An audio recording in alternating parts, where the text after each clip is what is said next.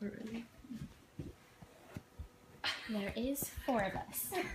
Okay, so I must inform you that this will be posted to YouTube, but it'll be under unlisted, so only my classmates at CCC will be able to see it. So, have you ever been rejected from a college? Was it because of a low test score, maybe? Well, you're not alone. 1 in 5 high school students is rejected from a college each year due to a low SAT or ACT score. Now, what even are these standardized tests, and why were they created? ACT is an abbreviation of American College Testing. SAT is an abbreviation for Scholastic Assessment Test. Depending on what region you live in, regardless, high school students all across the country are required to take these standardized tests in order to be accepted into college. Due to the wide spectrum of facets involving intelligence among high school students in the United States, the educational system should reduce emphasis on SAT and ACT scores in admissions. Many studies agree that the emphasis should be placed on high school GPA, which shows work ethic, discipline, and goals.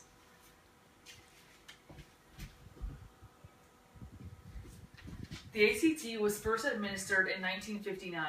It was created as a way to measure high school students' general education development and their capability to complete college-level work, with a multiple-choice test covering 4 different areas.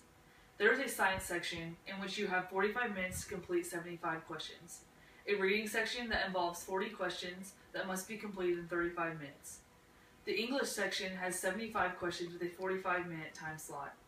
On average, the most challenging section is math. The math section contains 60 questions, and you only have 1 minute to do each.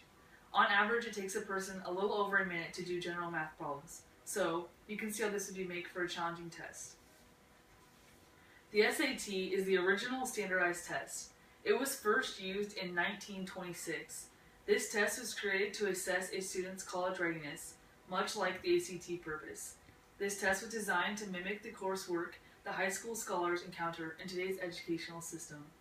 The SAT consists of a writing and language portion, which is 45 questions in 35 minutes, a math section, which is 58 questions with 80 minutes, reading, which is 52 questions, and you get 65 minutes.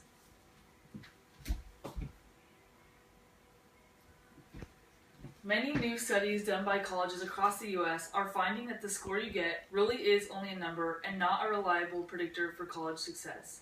Test makers have been frantically updating the tests, trying to make them more and more viable, but is their effort a lost cause?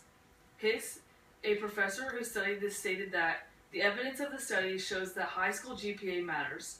4-year, long-term evidence of self-discipline, intellectual curiosity, and hard work. He also went on to prove my original point when he said, the human mind is simply so complex and so multifaceted and fluid that trying to find a single measurement tool that will be reliable across the enormous populations of American students is simply a trip up a blind alley. Colleges are on the road to not taking so much consideration of these standardized tests into admissions, but there is still a lot of work that must be done. Scholarships in colleges should look at GPA and all-around qualities in applicants, not test scores. In conclusion, I just want to challenge you not to base yours or anyone else's intelligence on one single test. There is so much more that goes into that. These test scores are just a number and do not define you. Never forget that. Due to the wide spectrum of facets involving intelligence among high school students in the United States, I truly hope in the upcoming future that the educational system reduces emphasis or completely stops using SAT and ACT scores in admissions. Thanks for watching. I agree. I agree.